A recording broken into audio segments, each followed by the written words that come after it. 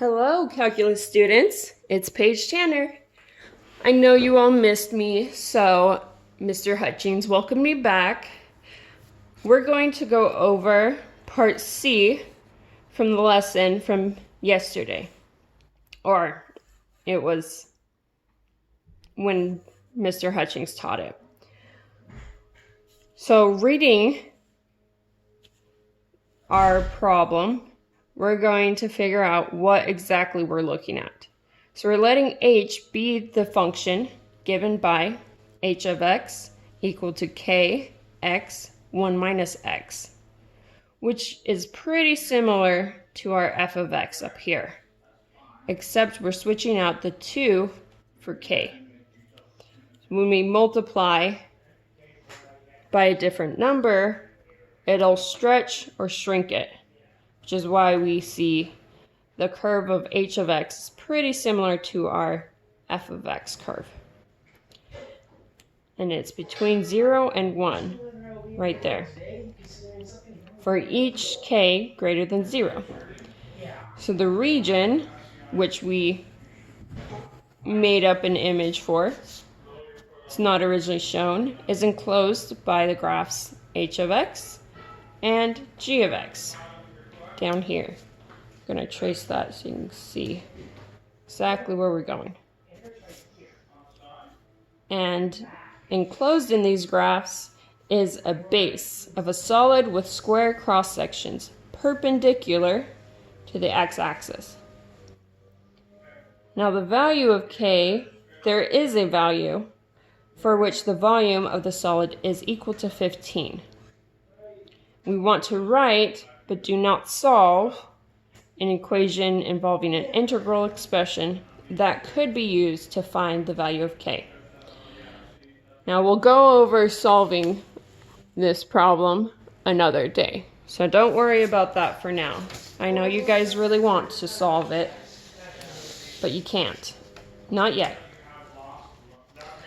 So let's go over our steps. So the first thing they told us was where this cross section is. And we're making square, right? Square cross sections. So our solid is going to be made up of all these little squares stacked together to make a volume. So let's look at what the area of the square is.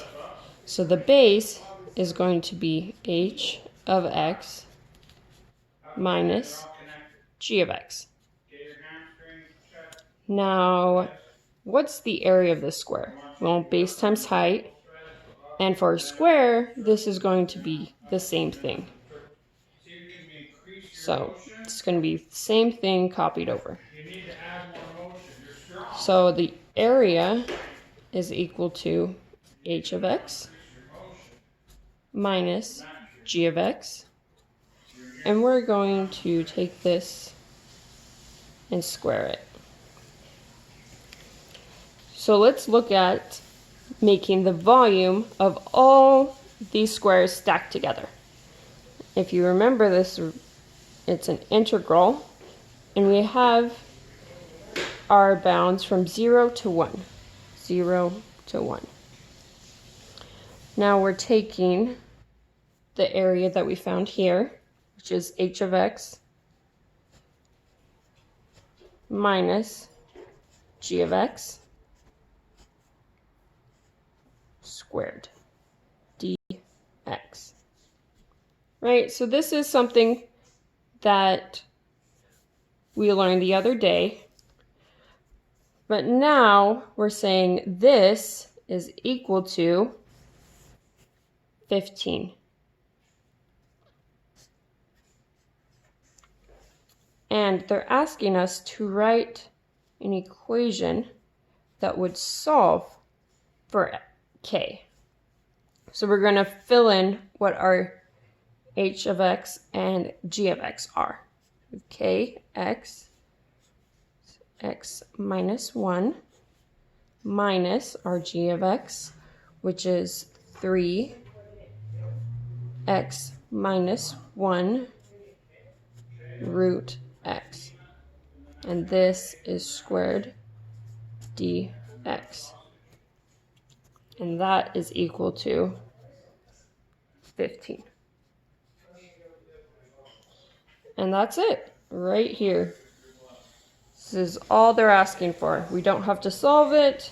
I know you're pretty anxious too, but that is all they need. Now, if you have any questions about this, comment on this video. And otherwise, I hope you can understand this pretty well, and that any exercises you work on, you're able to apply this too. And thank you for watching. You're great students. Enjoy the day. It's nice and sunny out. And please be safe and healthy. Have a good one. Bye.